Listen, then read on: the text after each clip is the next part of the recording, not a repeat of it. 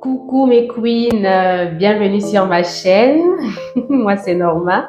Je suis très contente de vous retrouver aujourd'hui. Et comme vous pouvez le remarquer, c'est la première vidéo de la chaîne.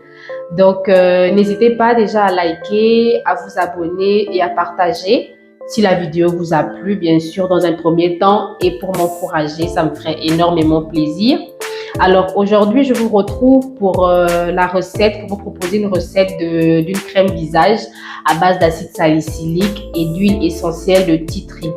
L'acide salicylique est bien, pourquoi? Parce qu'elle a un effet kératolytique, c'est-à-dire qu'elle va apporter un effet peeling doux, je précise, doux au quotidien.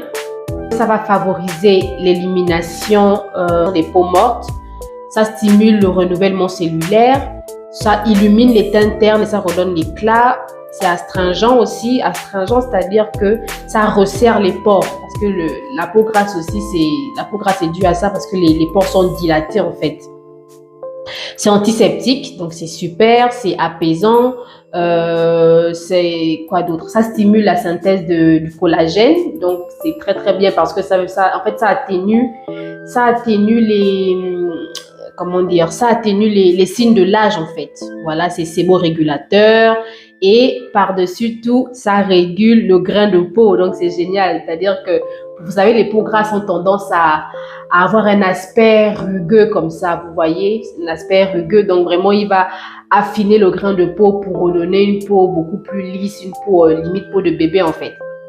Et l'huile essentielle, elle est purifiante, tonifiante et assainissante. Il y a d'autres propriétés encore bien, mais voilà, en gros c'est ça. Donc on a un très très bon combo pour cette crème. Donc vraiment, n'hésitez pas pour celles qui ont des peaux grasses en fait. Mais je tiens déjà à préciser que c'est une crème qui s'utilise uniquement le soir, d'accord? Parce que l'acide salicylique est photosensibilisant. Donc, on ne va pas le mettre en journée, s'il vous plaît, mes queens, on va éviter. Sinon, vous risquez de donner l'effet inverse, en fait. Donc, c'est pas ce qu'on recherche. Donc, voilà. Déjà, là, il faut savoir que j'ai nettoyé, tout est désinfecté. C'est très, très important de toujours bien désinfecter son plan de travail avant de commencer. Là, j'ai tout désinfecté, rien, il n'y a rien qui est là qui n'ait pas été désinfecté. Le plan de travail, tout est désinfecté. C'est très important parce que ce sont des produits quand même qui vont rentrer dans notre épiderme et voilà, on va apporter des produits sains à notre peau en fait. Donc, il faut faire très attention et donc, il faut toujours s'assurer que le plan de travail soit very good, donc bien désinfecté. Alors, on va commencer et s'il vous plaît, toutes les pesées que je vais vous mettre, respectez-les à la lettre. De grâce, respectez-les à la lettre. Donc, alors ici, j'ai mes calculs qui ont déjà été faits et il faut que toutes les pesées déjà soient faites en fait. Il faut déjà avoir toutes les pesées parce que c'est pas pendant que nous sommes en train de formuler qu'on va chercher à savoir mais il faut que je mette combien d'acide salicylique, il faut que je mette combien. Non, il faut déjà avoir sa petite fiche de côté avec les pesées mentionnées, le nom de l'actif avec sa pesée en grammes bien précisé, voilà, pour aller à l'essentiel parce qu'après ça fait un peu de désordre et après on s'embrouille, donc c'est pas top en fait. Là j'ai un peu triché parce que normalement même c'est mieux encore d'avoir même le mode d'emploi, mais bon, comme j'ai l'habitude de faire ça, enfin bref, vous avez compris. Bon, je vais vous présenter les éléments que j'ai sur mon plan de travail. Alors ici, j'ai un bol d'eau froide. Vous comprendrez plus tard à quoi ça sert. Ici, j'ai ma cire émulsifiante de chez Aromazone, numéro 3. Ne vous inquiétez pas, je vous mettrai toutes les informations avec les pesées précises en barre d'infos ou alors je vous ferai un montage à l'écran. En tout cas, je verrai en fonction. Là, j'ai ma xanthane. Là, j'ai ma glycérine. Ici, j'ai des béchères pour la peser. Là, j'ai un contenant vide pour mettre le produit fini, tout simplement. Ça, en fait, c'est un contenant d'une marque que j'utilisais à l'époque avant de savoir formuler moi-même. Donc, au lieu de jeter, je me suis dit, bon, je vais recycler et c'est ça. Là, j'ai mon acide salicylique. mon Cosgar, le conservateur, huile essentielle de tea tree, acide lactique au cas où il faut régler le pH. J'ai mes bandelettes de pH ici. J'ai de l'eau. L'huile, là j'ai de l'huile de pépins de papaye. Alors il faut faire la différence entre l'huile de pépins de papaye et le macérat de papaye. C'est vraiment pas la même chose. C'est-à-dire que là vraiment c'est des graines de papaye qu'on a pressées à froid pour extraire l'huile. C'est pas pareil. Là j'ai l'huile de jojoba. Alors c'est vrai que l'huile de pépins de papaye, en plus d'être rare, c'est cher. Donc, si vous n'en avez pas, ce n'est pas grave, hein, mesdames. Ce n'est pas grave. Vous pouvez prendre de l'huile de jojoba, tout simplement. Ça fait très bien l'affaire. Ou alors, si vous voulez vraiment avoir deux huiles distinctes, vous pouvez prendre une huile sèche de votre choix. Je reviendrai plus tard dans une autre vidéo pour vous expliquer c'est quoi la différence entre une huile sèche, une huile grasse, pourquoi, quelle huile pour quel type de peau et comment les utiliser. Mais bon, c'est pas le sujet d'aujourd'hui.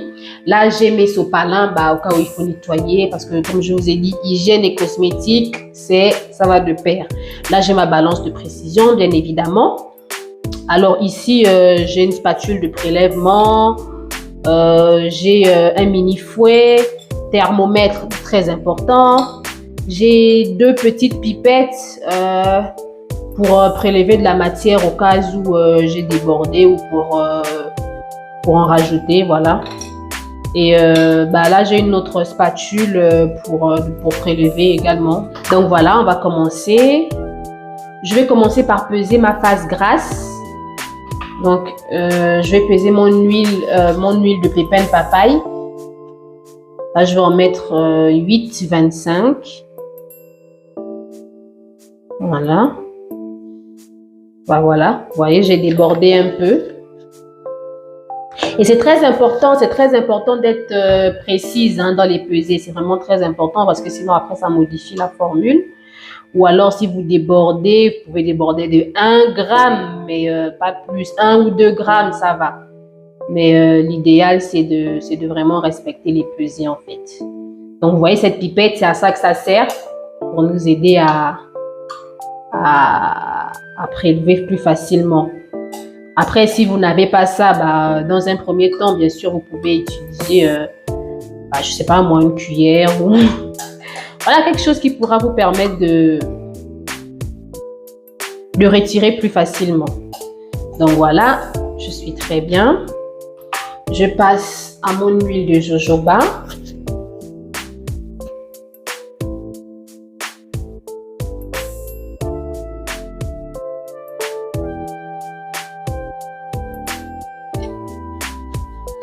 Vous voyez à quoi ça sert les sopalins? Il faut toujours faire que ce soit propre. Là, ça a un peu coulé, donc on nettoie. Et c'est bien de nettoyer au fur et à mesure pour pas se retrouver avec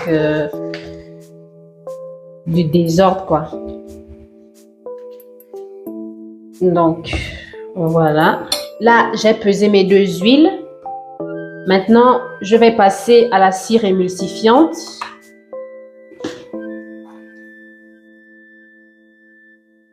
Je vais rajouter ma cire émulsifiante dans mes huiles pour les faire fondre ensemble. Voilà, parce que de toute façon, la cire émulsifiante, elle est miscible que dans l'huile, que dans les phases huileuses. Et ensuite, je passe à la pesée de mon eau. Ah oui, les filles, l'eau pour faire des produits, c'est pas de l'eau minérale, ni l'eau de la pompe. C'est de l'eau, soit de l'eau distillée ou alors de l'eau déminéralisée. Celle-là, je l'ai trouvée à Super U. Je pense même pas que ça m'a coûté 3 €. Hein. Donc, pas d'eau minérale, pas d'eau de pompe, vraiment de l'eau déminéralisée. C'est bon, ma pesée est parfaite. Donc là, je vais la mettre au bain-marie. Là, l'eau est en train de chauffer. Donc, pendant ce temps, je vais peser ma xanthane et ma glycérine ensemble. Vous savez, c'est important de peser la xanthane et en fait, c'est important de ne pas mettre la xanthane directement dans l'eau parce qu'elle gonfle vite au contact de l'eau et après ça fait des grumeaux en fait. Donc c'est pas très top. Alors que quand on la met d'abord dans la glycérine, bah elle s'imbibe tout doucement et ça donne de belles textures. Donc ça c'est des petites astuces comme ça. Donc là je rajoute ma xanthane maintenant. Ma glycérine, pardon. J'en ai mis un peu trop, donc je retire. Et voilà. On est très bien là.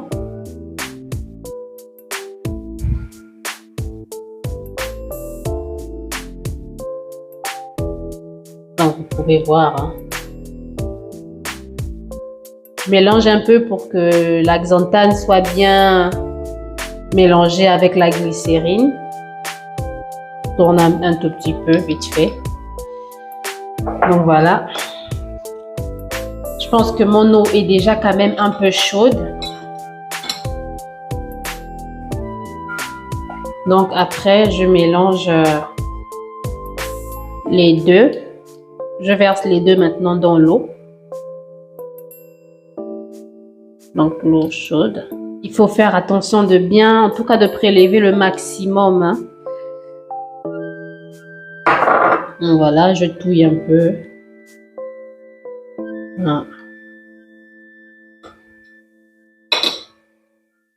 Oui, c'est bon. Et je rajoute, je remets dans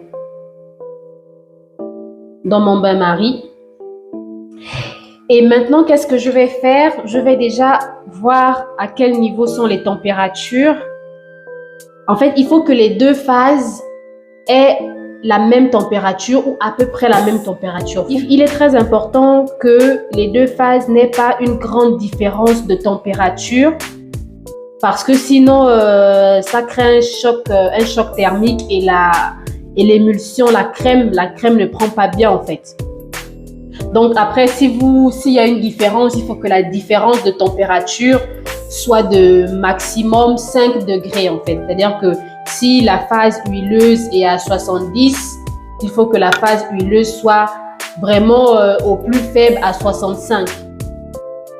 Il ne faut pas qu'il y ait une trop grande différence, c'est pas très bon. Voilà. Là, on est très bien. Petite précision, mes queens, c'est que le point de fusion de la cire émulsifiante est de 70 degrés. Donc, en général, vous ne devez pas être en dessous de ça, en fait. Donc, soit 70 ou un peu plus, mais il faut arriver à 70 pour que la cire émulsifiante est totalement fondue dans la phase huileuse. Voilà, voilà. Donc là, j'ai pris mon mousseur à lait, je le mets dans la phase huileuse et je prends ma phase aqueuse et j'introduis dans la phase huileuse. C'est mieux de toujours mettre la phase aqueuse dans la phase huileuse parce que on a moins de pertes en fait quand on transvase de l'eau que quand on transvase de l'huile. On a moins de pertes. Et vous voyez là la crème en train de se former. Je ne sais pas si vous voyez. Donc voilà. Après cette partie-là, vous pouvez la faire au mini fouet. Mais bon, moi, comme j'ai celui-là, c'est beaucoup plus rapide pour créer l'émulsion. Donc, je ne me gêne pas en fait. Mais sinon, quand vous le faites, vous pouvez le faire avec. Mais du coup, vous touillez vite parce qu'il faut en fait il faut un mouvement rapide pour créer l'émulsion. Donc, voilà. Donc ça, je l'utilise juste déjà pour que la crème prenne et après je repasse à mon mini fouet. Donc voilà, là ça a déjà pris, hein? La crème a pris, c'est très bien. Et là vous voyez, c'est encore assez liquide parce que la température est encore haute en fait. Et plus la température va redescendre, plus elle va prendre une texture plus onctueuse. Et c'est là où mon petit bol d'eau froide intervient. Donc, je vais mettre mon bécher dans le petit bol d'eau froide pour faire redescendre la température plus rapidement.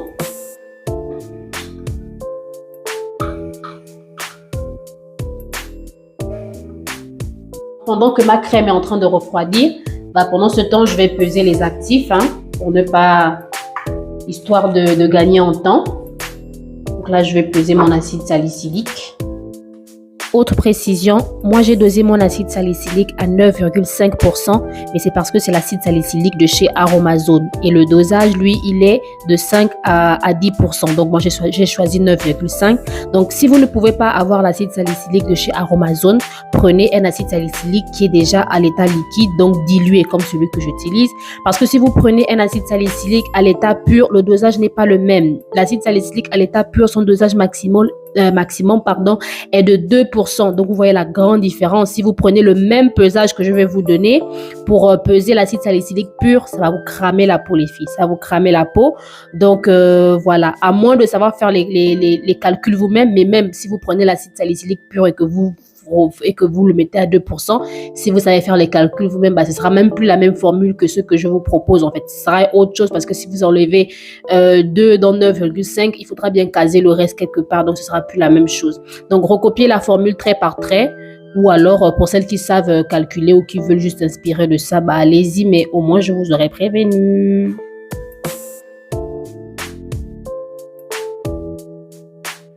Je vais utiliser la petite pipette parce que c'est beaucoup plus facile avec, pour ne pas perdre de la matière et pour être plus précis aussi. Et voilà. Mon acide salicylique. Donc, je vais voir comment ça avance. Alors... Ah, super, super, super. Vous voyez? Ça ne coule plus là maintenant. Ah, ça ne coule plus. C'est très bien. Donc, je vous avais dit, plus la température est haute, plus elle est fluide et plus elle diminue, après, elle commence à prendre la texture d'une crème onctueuse et tout ça. Donc, c'est vraiment, elle est magnifique, la texture. Je sais pas si vous voyez, elle est vraiment magnifique, vraiment magnifique. Donc, alors, je vais prendre la température de ma crème avant de mettre mon actif parce que il est très important de mettre les actifs quand la température de la préparation est en dessous de 40. Là, nous sommes à 36,9, donc c'est très bien. Nous sommes en dessous de 40. Alors, pourquoi mettre les actifs quand la préparation est en dessous de 40? En fait, c'est juste tout simplement parce que il y a des actifs qui sont très sensibles, notamment les acides sont très sensibles. Et si on les incorpore dans la préparation alors qu'elle est encore chaude, ou du moins au-dessus de 40, elles risquent de cramer et de perdre leur efficacité. Et c'est pas le but. Donc voilà, il faut vraiment mélanger actif par actif. Voilà. Je vais gratter un peu ce qui est dans les coins là, pour qu'ils prennent aussi bien l'actif. Donc, après cela, je vais rajouter mon deuxième actif qui est l'huile essentielle.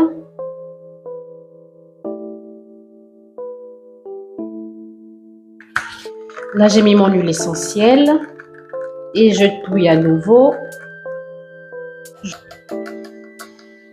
Et là, je passe au Cosgar. Le Cosgar qui est le conservateur.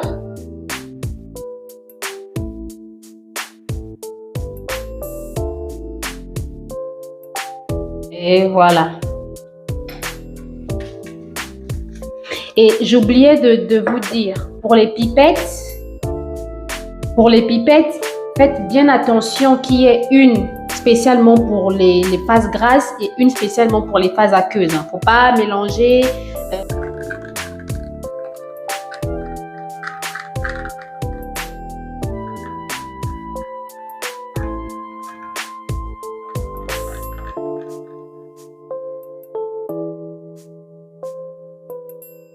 Donc, maintenant, on va passer au test de pH.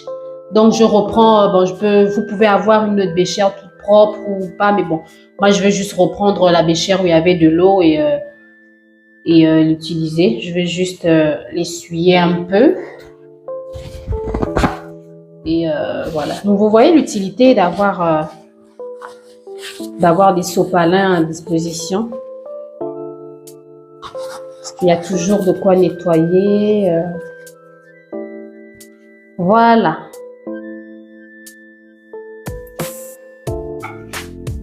Alors, pour tester le pH, comment on fait? En fait, pour tester le pH pour une émulsion et pour une solution, c'est pas la même chose. Là, comme c'est la crème, il faut d'abord la diluer. Donc, j'en prends 1 gramme de crème. 1 gramme de notre préparation.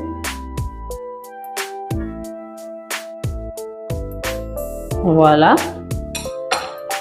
Et on rajoute 9 grammes d'eau. Et mon mousseur à lait, bon là, comme il y a encore de la crème, là, je vais la nettoyer vite fait. Bon, il y a juste à la faire tourner dans de l'eau, hein, et c'est parti. Donc voilà, là, elle est toute propre. Je vais l'essuyer. Vous pouvez le faire encore, bien évidemment, avec un mini fouet. Mais bon, voilà, on est d'accord que ce sera plus long et tout ça. Donc, c'est vrai que le mousseur à lait, c'est pratique, quoi. C'est vraiment pratique. Donc, là, je vais prendre... Oh, attention à ne pas toucher la partie de test. Donc là, voici ma petite bandelette. Et voilà. Je prends un peu de matière et je mets comme ça sur la bandelette. Bon, pas besoin d'en mettre des tonnes, hein. C'est juste histoire que le produit touche bien les bandelettes et tout. On patiente un peu. Ensuite, on prend notre bandelette et on vient voir à quel niveau on se situe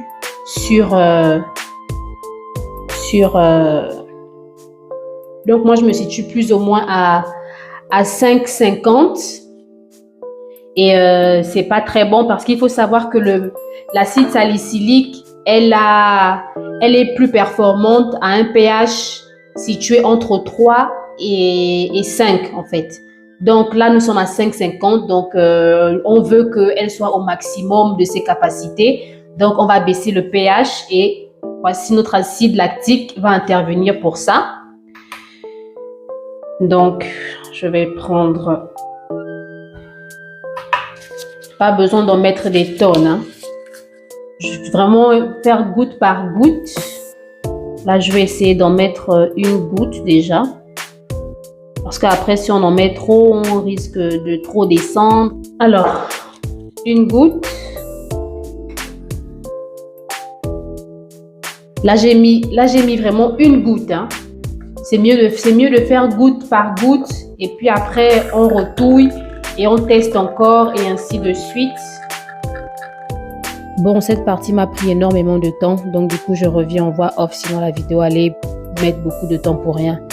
Finalement, je me suis arrêtée à un pH de 3,5. Moi, ça me convenait comme ça, hein. Et puis, bon, après, si vous voulez, vous pouvez choisir le pH que vous voulez.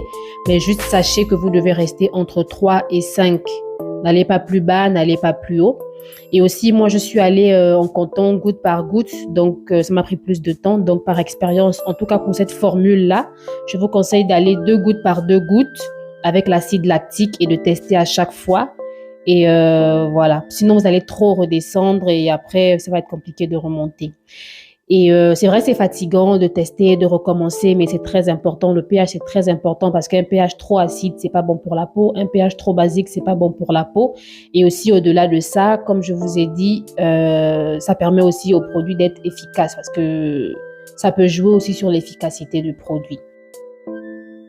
Donc maintenant, je vais mettre mon produit fini dans le contenant. Et regardez la texture, elle est juste magnifique. En tout cas, moi j'aime beaucoup. Elle est bien onctueuse comme j'aime. Donc voilà. Je suis sûre et certaine que vous allez bien vous amuser à faire cette formule. En tout cas, n'hésitez pas à me revenir en commentaire pour me donner vos témoignages, le témoignage des résultats que vous aurez obtenus.